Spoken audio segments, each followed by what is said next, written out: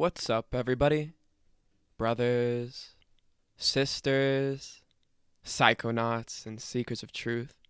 It is Ananka, and welcome to my bazaar. Today, I have a mushrooms/ayahuasca/LSA trip report for you. The title of this trip report is Heroically Parading, and was submitted to Erowid in 2001 by the user Maiden's Waddle. With all that being said, let our story begin. Day 1. I ground 5 grams of Paganum harmala seeds, 10 Hawaiian baby woodrose seeds, and approximately 25 centimeters of Cielo Banisteriopsis capivine bark into powder.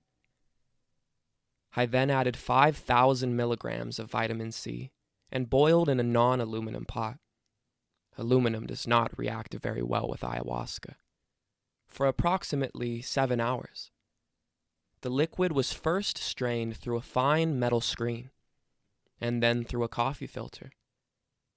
I set the liquid aside and reboiled the leftovers for an additional 2 hours.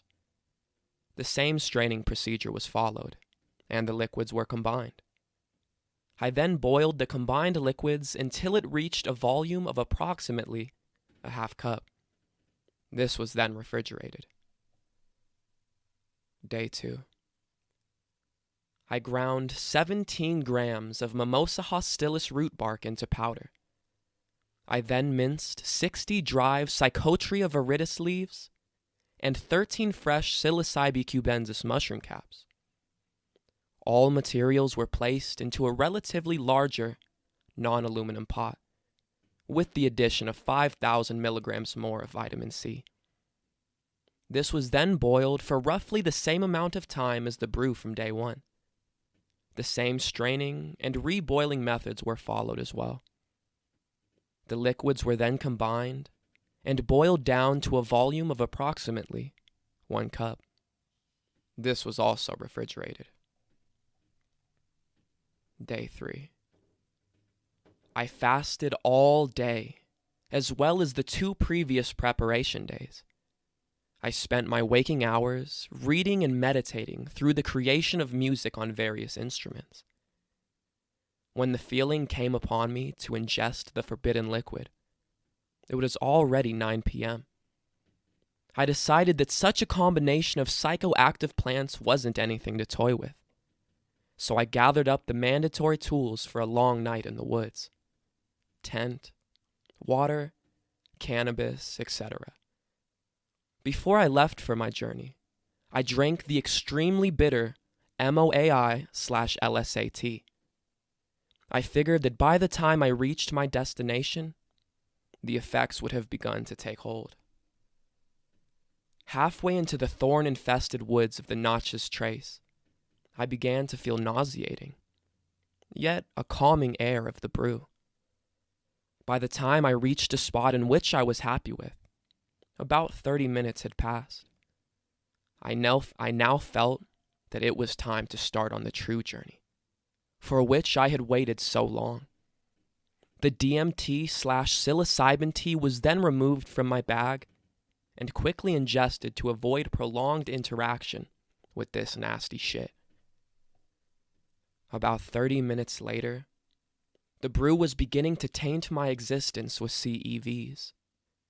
And before I knew it, vomit was upon me. I ventured off a good 30 feet for the hacking in order to avoid smelling, stepping in, or interaction in any way with the foul mess.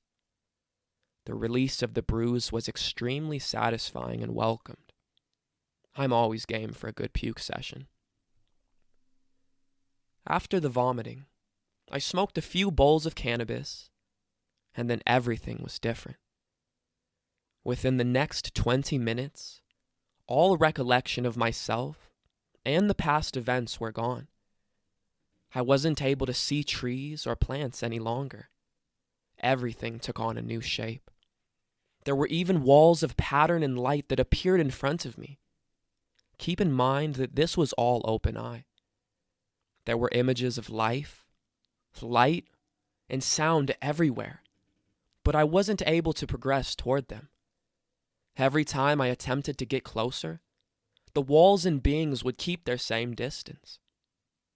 I was able to hear two different dialogues, one of which I was able to understand, but the other was a combination of sounds so unlike anything I had ever heard that I almost want to say that it wasn't a voice at all, but the patternized walls making visual syllables. I had thousands of rational thoughts going on, with which I was explaining to myself what was happening in front of me, but none of them make very much sense to me now.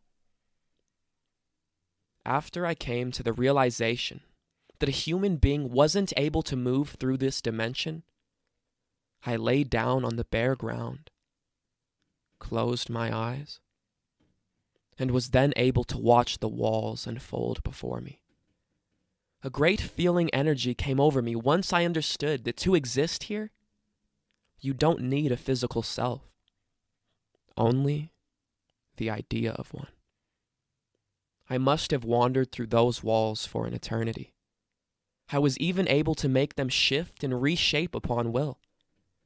The entire time that this was going on, the ever so loud dialogue in which I understood was assuring me that this place would exist forever, and that I would meet with it much more in the future.